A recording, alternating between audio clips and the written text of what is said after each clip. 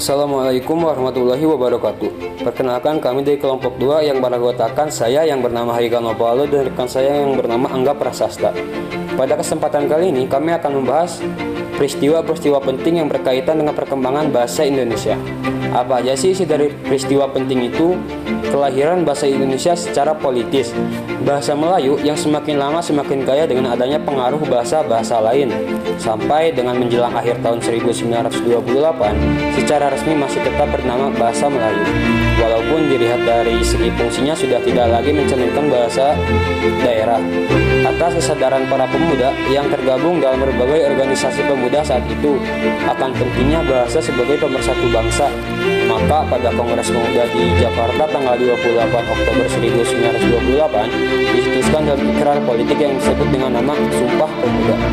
Adapun bunyi ikrar tersebut sebagai berikut. Kami putra dan putri Indonesia mengaku berbangsa yang satu, bangsa Indonesia. Kami putra dan putri Indonesia mengaku bertanah air yang satu, tanah air Indonesia. Kami putra dan putri Indonesia menjunjung bahasa persatuan, yaitu bahasa Indonesia. Kelahiran bahasa Indonesia secara yuridis. Upaya para pemuda untuk mengusir penjajah dengan modal dasar semangat persatuan tersebut akhirnya membuahkan hasil berupa kemerdekaan bangsa Indonesia yang diproklamasikan oleh Bung Karno dan Bung Hatta atas nama bangsa dan negara. Pada tanggal 17 Agustus 1945, sehari kemudian yakni tanggal 18 Agustus 1945, Undang-Undang Dasar Negara Republik Indonesia tahun 1945 diundangkan. Salah satu dari pasal-pasal yang terdapat pada undang-undang tersebut yakni bab 25 pasal 36 berbunyi bahasa negara ialah bahasa Indonesia. Dengan demikian, berarti bahasa Indonesia secara resmi, secara yuridis telah dinyatakan sebagai bahasa negara atau bahasa resmi. Tanggal 28 Oktober 1928. Pada tanggal tersebut merupakan saat-saat yang paling menentukan dalam perkembangan bahasa Indonesia, karena pada tanggal itulah para pemuda pilihan memancangkan tonggak yang kokoh untuk perjalanan bahasa Indonesia.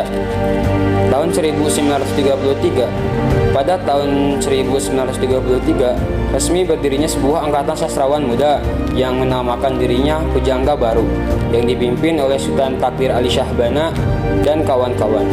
Pada masa Pujangga Baru ini, bahasa yang digunakan untuk menulis karya sastra adalah bahasa Indonesia yang dipergunakan oleh masyarakat dan tidak lagi dengan batasan-batasnya yang pernah dilakukan oleh Balai Pustaka. Tanggal 25 sampai dengan tanggal 28 Juni 1938. Pada tanggal 25 sampai dengan 28 Juni 1938 dilangsungkan Kongres Bahasa Indonesia I di Solo. Dari hasil kongres di Solo ini dapat disimpulkan bahwa usaha pembinaan dan pengembangan bahasa Indonesia telah dilakukan secara sadar oleh cendekiawan dan budayawan kita saat itu. Dalam kongres tersebut dihasilkan beberapa keputusan yang sangat besar, artinya bagi pertumbuhan dan perkembangan bahasa Indonesia. Untuk selanjutnya akan dijelaskan oleh rekan saya yang bernama Angga Prasasta. Terima kasih atas kesempatannya. Kali ini saya akan menjelaskan masa kependudukan Jepang. Jadi di tahun 1942 sampai 1945 merupakan pula suatu masa penting. Jepang memilih bahasa Indonesia sebagai alat komunikasi resmi antara pemerintah Jepang dengan rakyat Indonesia karena niat menggunakan bahasa Jepang sebagai pengganti bahasa Belanda untuk alat komunikasi tidak terlaksana. Bahasa Indonesia juga dipakai sebagai bahasa pengantar di lembaga-lembaga pendidikan dan untuk keperluan ilmu pengetahuan.